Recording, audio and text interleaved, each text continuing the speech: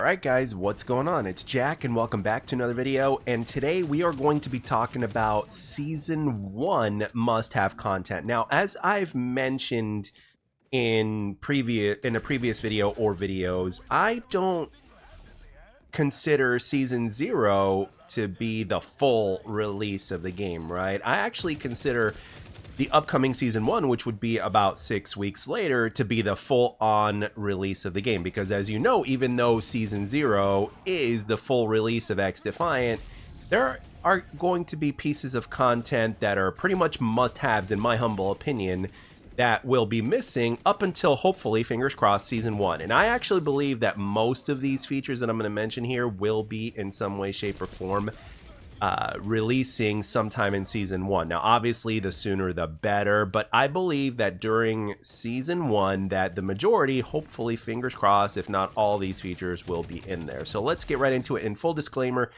just because I name one thing first and then another thing last doesn't mean that one is more important than the other. This is just a small list that I've compiled of what I believe to be the most important features that should be in the game come Season 1. Because as we know, Season 0 is pretty much going to be the content that we've got from the last open beta, and as well as the most recent playtest that we had. So let's get into the first thing. The first thing that was on there is custom button layouts. Now, obviously, this is very obvious if you're going to have a game, especially that's going to be crossplay. And even if there wasn't crossplay, to be honest, in the year 2024, I think custom button layouts should be something that every single multiplayer shooter should have, especially if you are to be a multiplayer shooter that is going to be taken seriously. Now, the funny thing about this is that I don't even think Call of Duty has this, but there are other games like Fortnite, Apex Legends, Overwatch, Halo Infinite, just to name a few, that do have this feature for controller, but XDefiant will not have it on launch. However, over Twitter or X, Mark Rubin has already responded to somebody's tweet saying that it is coming post-launch, and here's hoping that it comes in Season 1. The second thing on my list is kill cams. Now, obviously, we know XDefiant is not Call of Duty, but it is, however, a quote-unquote Call of Duty alternative. It's an arcade arena shooter or whatnot. And Mark Rubin has yet again, if memory serves correctly, stated that kill cams will be coming at some point in time after launch. This is obviously very important, not just for strategy, but it's also very important to see if there's anything sus going on, right? But despite the fact that cheating is becoming a lot more sophisticated nowadays and it's hard to tell with the eye or whatnot, with that being said, whenever you die to something, I mean, granted, in terms of how it works now, I mean, you're able to see who killed you or whatnot, but when you get a kill cam, it kind of puts things into perspective a lot more simpler, and it also allows you to picture, you the player, right, to picture yourself in the point of view of the person that just killed you, and you're like, okay, this is what they did to get me, and maybe I can utilize that to gain the upper hand in the future. So it's a really cool tool to have. I mean, kill cams have been popular. Even Halo did them at some point. Halo got hate for it, which I don't fully understand why. I guess it's just the Halo purists that are being, you know, the way they are, but it is what it is. But anyway, let's move on to the third thing on my list. The third thing on my list is theater mode. Now, I know that theater mode is something that a lot of content creators use whenever they are not recording, because even though some of us have been doing this for years, like myself, there's definitely been one mistake that I've made repeatedly on hand, and that is that every single time I play, I don't always record, which is a mistake if you're a content creator. If you're a content creator, you should always be recording. However, there's more to it than just being able to record, or that will help you like kind of save footage and then come back and record it later. There's more to it than that. Obviously, it's going to help to even more in terms of noticing whether or not somebody is cheating if you look at things from their point of view. It also helps with the reporting process, especially if you're a content creator that's actually recording stuff. But what it also does is, from a competitive standpoint, you are able to basically study footage through theater. You're able to study footage through theater, and you're able to see how this team beat your team in the competitive setting. But this doesn't have to necessarily limit itself to the competitive setting as well. It could also be something that's done in pubs. So for people that take the game a little bit more seriously than your average bear, if they decide to go through theater mode, and if there's one particular player that they want to see, they can do that, right? So that way they can kind of get an understanding of how it's like to basically strategize and what that player in particular did in order to gain the upper hand that perhaps they're not doing, right? It's one of the things that obviously that a lot of players have taken advantage of since like Twitch became a thing and content creation and stuff like that with videos. But when you have it in theater mode, again, this gives a lot more people just access. It's just a really cool tool to have, and hopefully theater mode will be in Season 1. Now, next up, this is definitely something that is definitely going to be in Season 1 coming, but I thought I'd mention it anyway, whether it's going to be there or not. It's just that it's just not in Season 0 yet, so therefore we have to mention it, and that is ranked mode. Now, we are going to have like a pre-ranked mode in Season 0 to where people will play in the competitive settings, but there's not going to be, I don't think they're going to be leveling up rank-wise because they haven't fully finished that yet. That's going to be coming out about 6 weeks later in Season 1. So they want everybody to start out fresh in Season 1. And I think another reason why they don't have this is also because I think they want to incorporate some of the things on this list in the game, so that way everything could be in the game in a complete package. Because as I've said before in food analogies that I love to do on this channel, you know, if you can't have peanut butter without jelly, so to speak, right? I mean, you can, but it's just not the same, right?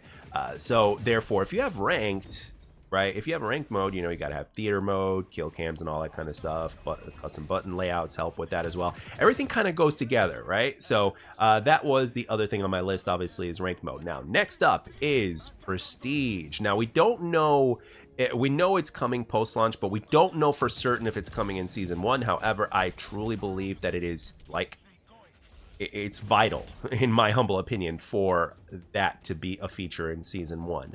I'm not a developer, but I wouldn't think that something to like a prestige mode or something like that kind of a progression mode, along with the challenges and everything else that goes with it, the XP, blah blah blah. I wouldn't think that that's the most complicated thing to put into the game. It's a fairly simple concept, but at the same time, I'm not a dev, and I do know, even though I'm not a dev, I do know that it's not something to where it's like, you know, they go into their program and they're like, okay, enter prestige, you know, they type in prestige mode and then hit enter. There's a lot more to it than that, but when you still, at the end of the day, compared to something that's never been done before, which prestige has been done before many times, and Mark Rubin has done it before time and time again, I think it would be a fairly simple concept to put into the game. I think it's just something that's time consuming as opposed to just difficult. So hopefully in Season 1, we get a full-on prestige mode. I'm looking forward to it. A lot of people are looking forward to it. And as well, in my previous video, I talked about a prestige master race. So I think they should take the extra step and to make something like that, like a community event like that, official, just to kind of, it's a good promoter for the game. And at the same time, it's something for the community to be excited about. And not just for the competitive community, but for the casual community, which makes up the majority of the fan base. And player base. So anyway, moving on to the next thing on my list, and that is, and I've said it time and time again, and that's Team Deathmatch. Now, I think that this mode should have launched with the game from Season 0, but we couldn't get that for whatever reason, which I'm sure the reason is good enough. Even though a lot of people would say that there's no excuse, I actually totally understand where that comes from, but at the same time, I think the biggest excuse is that XDefiant is trying to be its own thing, but at the same time, you can't really ignore historic facts, and Team Deathmatch is the most recognizable and familiar and most popular game mode in any other first-person shooter out there. Even for the ones that didn't originally have it, like, I don't think Overwatch did, but then they eventually added it or something like that as a different playlist or something like that. But yeah, Team Deathmatch is popular for a very, very good reason. People just want to go out there and slay some shit. They don't want to play the objective game modes. They just want to slay shit. Simple as that. Both casual and above average players, well, even above average players are casuals at heart, a lot of them. Both your below average, your average, and above average players loves a good team deathmatch. So yeah, come Season 1, I think it's absolutely vital that they have this in there. And of course, if Team Deathmatch, and this is the next thing on my list here, if Team Deathmatch is one side of the coin, the other side of the coin would be Search and Destroy, or a Search and Destroy like mode / variant. And Mark Rubin has already stated that that's coming post-launch, and hopefully it will be there in Season 1 along with the ranked mode fully coming to fruition, right? So if you have all these other things that come to fruition along with fully on ranked mode with all the different ranks and levels and stuff like that, and what you need to do in order to progress up,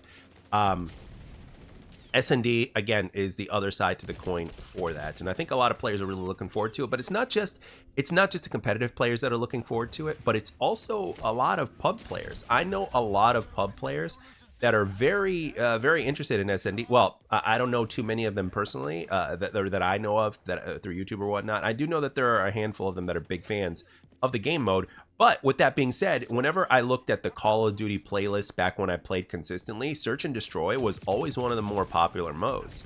So obviously Team Deathmatch was the most popular mode, but Search and Destroy has become a staple. I mean, there's so many different games that have their own version of Search and Destroy in the game.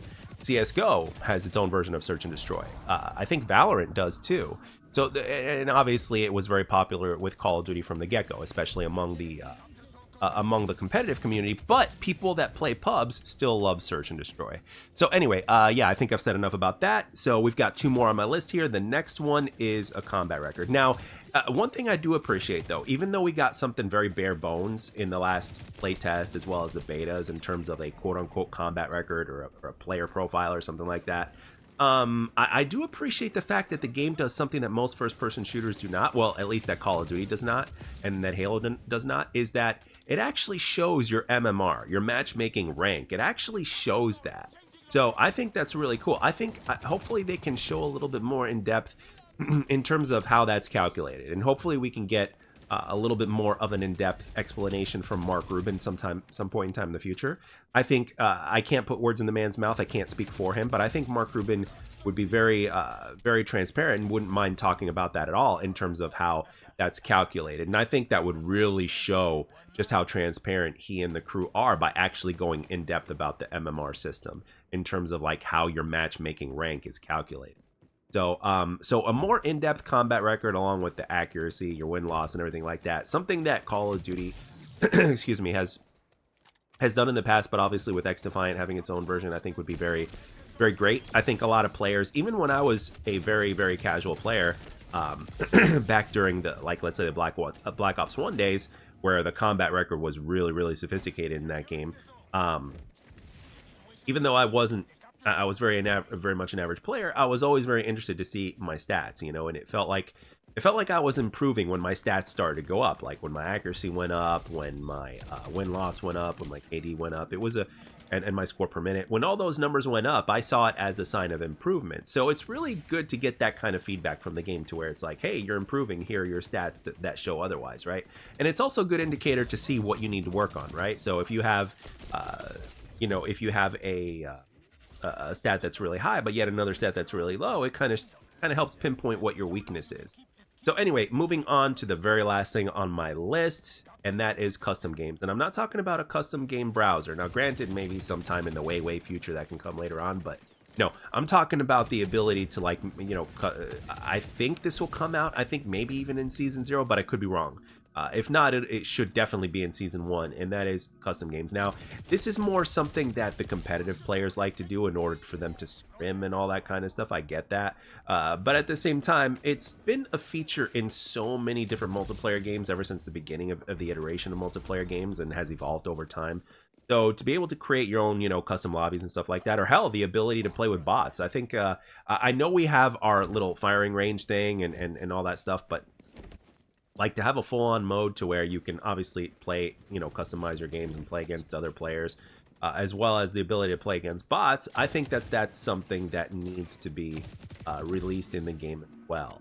They may not have bots in the beginning, but then they might add them later, because I think that's a little bit more complicated, or should I say a lot more complicated in terms of bot behavior and all that. But in terms of your bare bones custom games, I think that the game should definitely feature that in Season 1, if not in Season 0. I don't remember if that's going to be in Season 0 or not. It may be, but if it's not, it should definitely be in Season 1. So that is the list. So before I get into the final words here, I'm just going to reread the list, so that way, you know, you can get a picture of the list. And that is custom button layouts, number 2, kill cams, number 3, game mode, theater mode, number 4, ranked, number 5, prestige, number 6, team deathmatch, number 7, search and destroy, number 8, combat record, and finally number 9, custom game.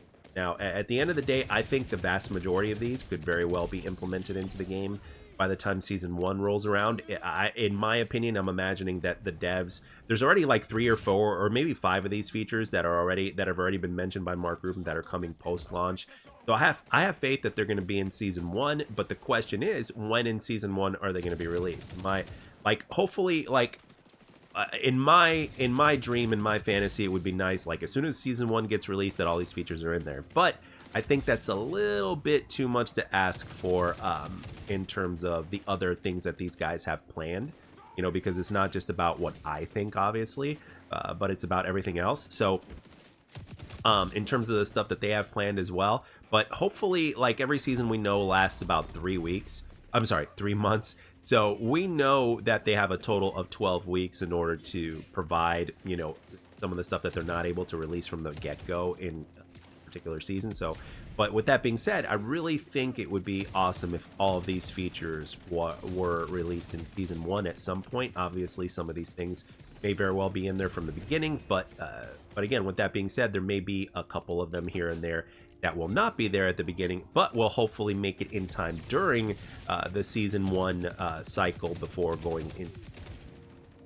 But with that being said, guys, I'm going to end it here, and I want to know in the comment section below, is there something that I missed that you guys believe should be in season 1, or is there something that you believe that doesn't necessarily need to be in season 1? Maybe perhaps this list is a little too big. Whichever side of the fence you're on that, please let me know down below, and I'd love to hear your feedback. And as always, I'd like to thank everybody for taking the time to watch and or listen. I'll catch you guys on the next one.